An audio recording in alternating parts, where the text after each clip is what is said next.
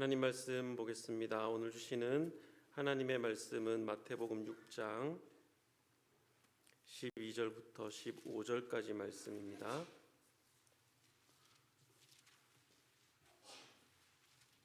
마태복음 6장 12절로 15절까지 말씀입니다.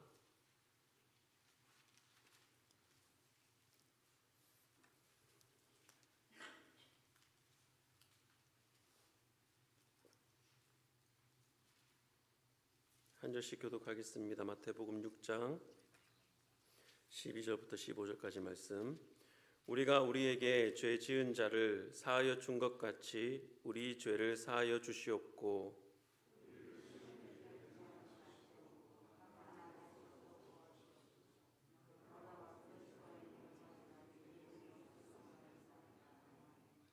너희가 사람의 잘못을 용서하면 너희 하늘 아버지께서도 너희 잘못을 용서하시려니와 너희가 사람의 잘못을 용서하지 아니하면 너희 아버지께서도 너희 잘못을 용서하지 아니하시리라.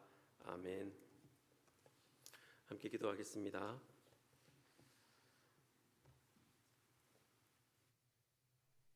거룩하신 하나님 아버지, 저희들에게 은혜를 베푸셔서 이 시간 이 자리에 나올 수 있도록 인도하여 주신 은혜를 감사드립니다.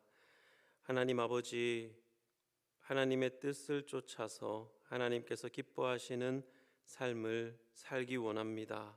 오늘 하루가 그런 복된 날이 되기 위하여 하나님의 말씀 앞에 또 사랑과 은혜가 풍성하신 주님 앞에 기도하며 나아가는 아침이 되기를 원하오니 우리의 심령을 새롭게 하여 주시고 성령께서 주장하여 주시며 은혜를 베푸사 우리를 주님과 함께 나아가는 자리로 인도함 받는 아침 기도의 시간이 되게 하여 주시옵소서. 새날을 주셨사오니 이 새날을 살아갈 새 힘을 공급받기를 원합니다. 주님께서 기뻐하시는 삶이 될 수 있도록 우리의 심령 가운데 성령 하나님 충만하여 주시고 온전히 저희를 주장하사 하나님의 기쁨이 되는 저희들의 한날이 되게 하여 주옵소서. 말씀을 생각하며 우리의 기도의 자리를 점검하기 원합니다.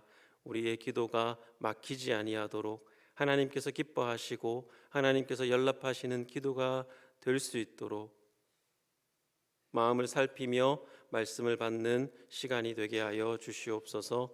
감사드리며 예수님 이름으로 기도하옵나이다. 아멘.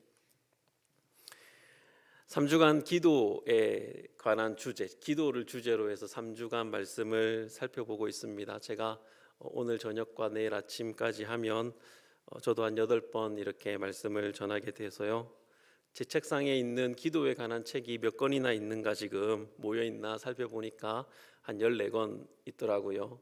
팀 켈러의 기도, 앤드류 머레이의 기도, 오 할레비스의 기도, 유진 피터슨의 매일 기도, C.S. 루이스의 개인 기도, 이렇게 쭉쭉쭉 있는 것을 어제 한번 세봤습니다. 그리고 한국 목사님 책은 딱 한 분 있더라고요. 김홍전 목사님이라고 아시는 분이 계신지 모르겠습니다. 책이 여러 권 있었습니다. 듣지 아니하시는 기도. 제목이 무겁죠. 기도에 관하여 주기도문. 저는 한국 사람이라서 그런지 그분 책에 확 이렇게 끌리더라고요. 그래서 이렇게 많이 참고하고 보고 저에게도 참 유익한 시간이 되었는데, 이렇게 3주간 이렇게 우리가 함께 기도하면서 우리 모두가 하나님 앞에 더 뜨겁고 더 깊이 기도하는 기도의 자리로 가는 그 유익이 우리 모두에게 있기를 진심으로 바랍니다. 지금 저는 여러분들과 함께 나누는 말씀의 그 핵심이 이제 아시겠지만 기도자의 마음자리가 어떠해야 하나, 이것을 계속해서 살피고 있습니다. 하나님께서 들으시고 하나님께서 기뻐하시고 하나님께서 연락하시는 기도가 어떻게 하면, 기도자의 마음이 어떠하면 그렇게 되겠는가 하는 것을 보고 있는데요. 우리의 기도의 순도를 높이는 작업이라고 생각을 합니다. 오늘 아침에는 죄사함의 간구에 관해서 살펴볼 것입니다. 주기도문에 있는 말씀을 중심으로 죄사함을 간구하는 기도를 살펴볼 것입니다.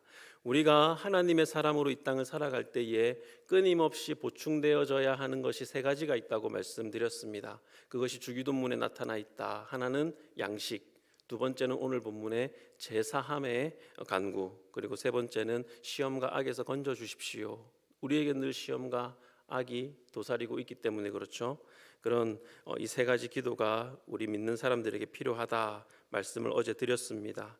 그 중에 이제 두 번째죠. 제사함의 간구에 관해서 살펴보겠습니다. 예수님을 구주로 영접하고 믿음으로 우리가 살아가지만 우리는 우리의 연약함과 우리 안에 있는 죄성으로 인해서 죄를 지을 때가 있습니다. 죄를 짓게 되기 때문에 하나님과의 관계가 소원해지고 하나님과 나 사이에 담이 생겨버리는 것을 경험할 때가 있습니다. 믿음으로 이 땅을 살아간다 할 때 이런 경험을 해본 적이 없다라고 한다면 신앙을 진지하게 생각해 보셔야 됩니다. 내가 제대로 바르게 신앙생활을 하고 있는가?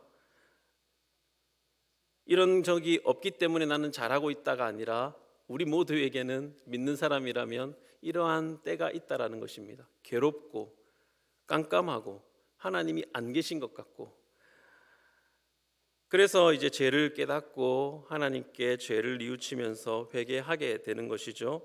그러면 하나님께서 우리의 기도를 들어주시고 불쌍히 여겨주셔서 예수 그리스도의 보혈의 공로로 우리를 다시 한번 회복시켜 주십니다. 그런데 오늘 말씀을 우리가 보니까요, 오늘 말씀에는 제 용서를 구하는 사람의 위치가 어디에 있어야 하는가 하는 것을 말씀해 주고 있습니다. 우리 12절을 한 번 더 읽어보겠습니다. 12절 말씀입니다. 시작. 우리가 우리에게 죄 지은 자를 사하여 준 것 같이 우리 죄를 사하여 주시옵고. 우리의 죄 사함, 죄를 용서해 주십시오라고 기도할 때에 우리의 위치는 어디인가? 우리가 우리에게 죄 지은 사람을 용서한 것 같이, 바로 여기서 시작되는 것입니다. 누군가 나에게 과실을 범했습니다. 누군가 내게 나쁘게 대했습니다. 그것을 용서하지 않고 그 마음을 그대로 가지고 있다면 그 사람을 향한 우리의 마음은 어떨까요? 미움, 못마땅함, 멸시나 무시, 분노가 되겠죠. 그리고 우리는 아주 신사적으로 나이스하게 외면할 것입니다. 그 사람을 외면할 거예요. 이와 같은 마음이 우리 안에 있을 것입니다. 그 사람을 향해서 그와 같은 마음을 가지고 있는데 하나님께 나와서 내 죄를 용서받기를 원합니다. 이렇게 기도를 하면 기도를 들으시는 하나님의 생각은, 나를 향한 생각은 어떠하실까요?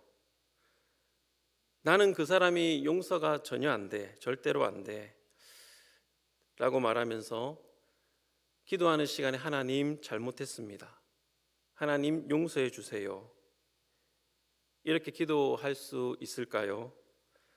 나는 안 되지만, 나는 인간이니까 안 되지만 하나님은 다르잖아. 하나님은 사랑의 하나님이니까 내 어떠함과 상관이 없이 다 용서하시고 들어주신다. 그럴까요? 이것은 정당한 생각이 아닙니다. 하나님은 사랑의 하나님인가 동시에 절대적으로 높으시고 의로우신 하나님이심을 우리가 함께 말해야 합니다. 오늘날 같이 무작정 하나님은 사랑의 하나님, 나아가면 다 받아주시는 하나님으로 여기는 때도 없는 것 같습니다. 하나님 말씀에 은혜의 보좌 앞으로 담대히 나아갈지니라 라고 했을 때 하나님 앞으로 담대히 나아간다. 담대히라는 말이 왜 있지? 두렵나? 무섭나? 의아해하지 않을까요? 그냥 나가면 다 받아주시는 하나님 아닌가? 오늘날 사람들은 이렇게 생각하고 있지 않나요? 하나님 존전에서 경외함, 절대적인 의로우신 분, 그러므로 우리가 담대히 나아가려면 무엇을 근거로 담대히 나아가야 할까? 그것에 대한 생각이나 어떤 고려하는 마음은 참 많이 부족한 것 같습니다. 우리 죄 용서함의 근거는 예수 그리스도의 십자가 보혈이죠.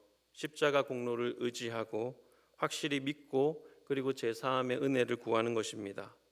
나에게 한 푼도 값을 묻지 않은 채 나의 큰 죄를 속해 주신 그 은혜로 우리가 구원을 받았습니다. 그 은혜로 우리가 생명을 얻었습니다. 이것을 깊이 생각할 때에, 이 은혜를 깊이 생각할 때에 저는 저에게 행한 형제의 잘못을, 형제의 죄에 대해서 결코 따질 수가 없는 그런 은혜를 받은 사람입니다. 그것이 예수 그리스도의 보혈의 은혜를 알고 있는, 그 은혜를 누리고 살아가고 있는 사람의 심성일 것입니다. 그렇게 형제의 과실을 따지지 않고 미움이나 앙심을 가지지 않습니다. 그러함으로 제가 주님의 그 사죄의 은혜를 알고 저도 그 은혜를 베풀면서 사는 저 이온이 나를 덮으시고 내 죄도 사하여 주십시오. 이렇게 기도가 되는 것입니다. 우리가 우리에게 죄 지은 자를 사하여 준 것 같이 우리 죄를 사하여 주시옵고, 이 말씀이 그렇게 되는 것이죠. 이것이 죄 용서를 우리가 하나님 앞에 간구할 때에 주님께서 우리에게 가르쳐 주신 기도의 정신이고 기도자의 위치가 되는 것입니다. 우리가 잘 아는 1만 달란트 빚진 자가 주인에게, 왕에게 탕감받았습니다. 용서를 받았습니다.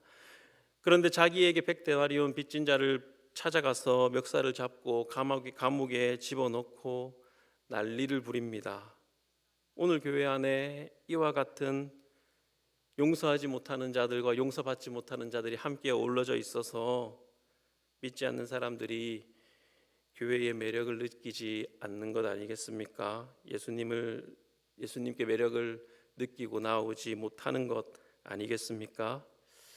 나를 용서해 주신, 나의 죄를 탕감해 주신 예수님의 십자가를 알지 못하기 때문에 그렇습니다. 예수님의 피로 나의 모든 죄를 다 덮으소서라고 기도하면서 나는 계산할 거 다 하고 죄를 물을 거를 다 묻는다면 이것은 정말 주님 앞에서 부끄러운 일입니다. 미움, 분노, 용서하지 못함, 그러한 마음은 하나님과 나 사이도 막아버리게 되는 그러한 감정들, 그러한 죄들입니다. 예수님의 피로 제사함을 받았다면, 그리고 그 은혜가 내 심령 안에서 역사한다면 형제의 과실을 따지지 않는 심성이 사람에게 반드시 있게 됩니다. 하나님의 사랑이 넘치도록 나에게 부어지면 그 사랑이 너무나 크고 이 세상에 없는 사랑이고 놀라운 사랑이어서 그 형제도 얼마든지 사랑할 수 있는 마음과 힘이 생깁니다. 예수님의 사랑이 무엇인지 알기 때문에 그렇습니다. 우리가 참으로 예수님을 믿는다는 가장 큰 증거는 사랑과 용서에 있습니다. 사랑하는 사람으로, 용서하는 사람으로 살아가는 데 있습니다.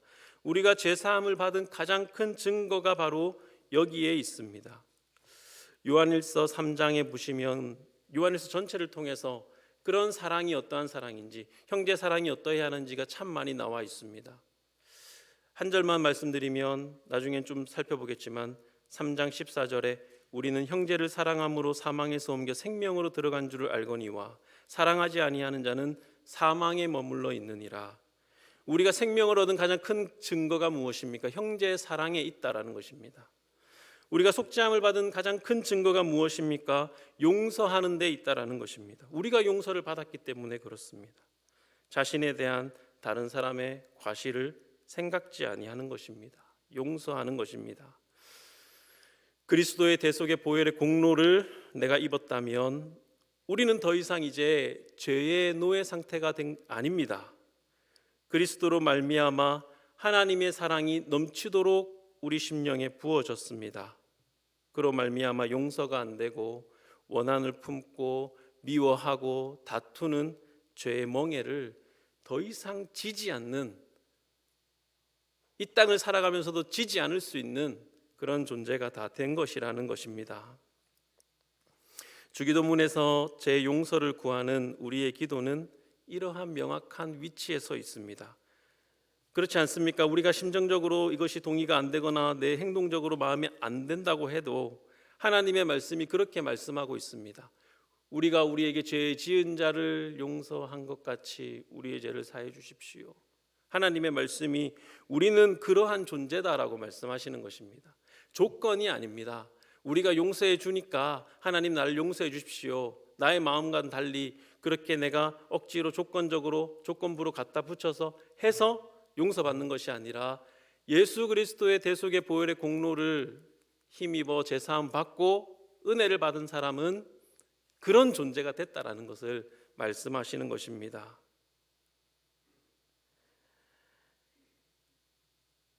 그래서 우리가 우리에게 죄 지은 자를 사해 준 것 같이 이것은 더 이상 우리에게 조건이 될 수 없습니다. 기도하는 자리로 나아가는 조건이 아니라 우리는 그런 존재입니다. 존재 자체가 이렇게 변한 것입니다. 그거를 믿으셔야 합니다. 그것을 생각하셔야 합니다. 죄 용서받기 위한 조건으로 그것을 거는 것이 아니라 나에게 이미 이루어진 예수 그리스도의 능력이 나의 존재를 사랑과 용서의 사람으로 변화시켰다라는 것을 믿는 자리로 우리가 나아가야 할 것입니다. 우리가 예수님을 생각해서 인간적인 마음으로 그래 될 수 있는 대로 이해하고 용서하고 살아가야지, 이것이 아닙니다. 이것은 인간의 종교적인 심상이지 정말 예수 그리스도의 은혜를 아는 것이 아닙니다. 진짜가 아닙니다. 여러분이 하나님의 사랑과 용서에 확실하게 들어가서 죄에서 자유한 상태라면, 하나님의 사랑이 넘치도록 우리 심령에 부어져 있는 상태라면 그 마음은 형제를 용서하고 형제를 사랑하고 그의 죄를 계속해서 가지고 가지 않는 상태라는 것입니다. 몇 번이나 용서하면 됩니까? 7번 하면 됩니까? 베드로가 예수님께 물어보았습니다. 예수님은 뭐라고 대답하셨습니까? 70번씩 7번이라도 해라. 490번 하라는 것이 아니라 너의 존재가, 내가 택하여 부른 너의 존재가 용서하는데 횟수가 있냐, 이거 아닙니까? 그런 조건을 붙이지 마라. 예수 믿는 너는 이제 존재 자체가 그런 사람이 된 것이다 라고 얘기하시는 것입니다. 결국 우리가 우리에게 죄 지은 자를 사하여 준 것 같이, 이 말씀은 하나님 아버지, 제가 지금 예수 그리스도의 보혈의 공로에 흠뻑 젖어 있습니다. 흠뻑 젖어 있습니다. 그 상태를 의미하는 것입니다. 그러하오니 그리스도의 보혈로서 저의 죄를 깨끗하게 하시고 저와 다시 깊은 사랑의 교제를 회복시켜 주십시오. 담대히 나아가서 그렇게 간구할 수 있는 것입니다. 구할 수가 있는 것이죠. 미움으로는 하나님께 나아갈 수 없습니다. 우리가 서로 사랑할 때 비로소 하나님께 나아가서 구할 수 있는 담력을 얻게 된다고 요한 사도는 이야기합니다. 요한일서 우리 3장 말씀을 한번 찾아보겠습니다. 요한일서 3장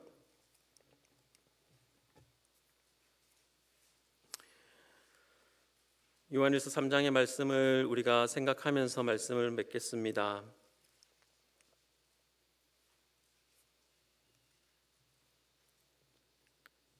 (3장 11절) 말씀을 한번 볼까요? 391면 신약성경.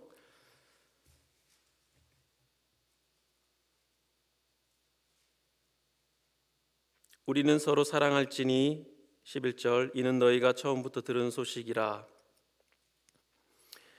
가인같이 하지 말라. 그는 악한 자에게 속하여 그 아우를 죽였으니 어떤 이유로 죽였느냐? 자기의 행위는 악하고 그의 아우의 행위는 의로움이라. 14절 보겠습니다. 우리는 형제를 사랑함으로 사망에서 옮겨 생명으로 들어간 줄을 알거니와 사랑하지 아니하는 자는 사망에 머물러 있느니라. 그 형제를 미워하는 자마다 살인하는 자니 살인하는 자마다 영생이 그 속에 거하지 아니하는 것을 너희가 아는 바라.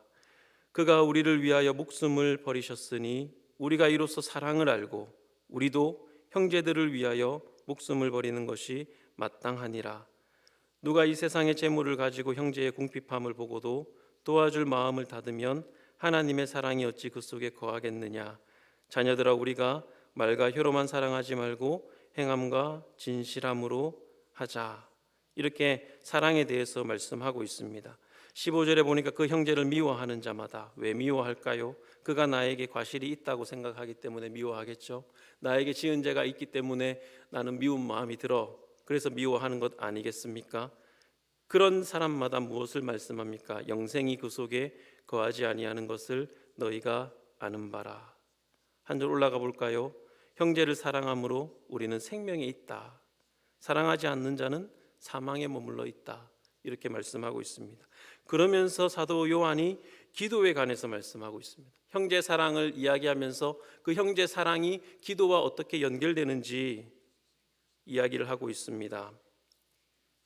21절 볼까요? 사랑하는 자들아, 만일 우리 마음이 우리를 책망할 것이 없으면, 우리가 형제를 사랑하면, 사랑을 쭉 얘기하고 있죠.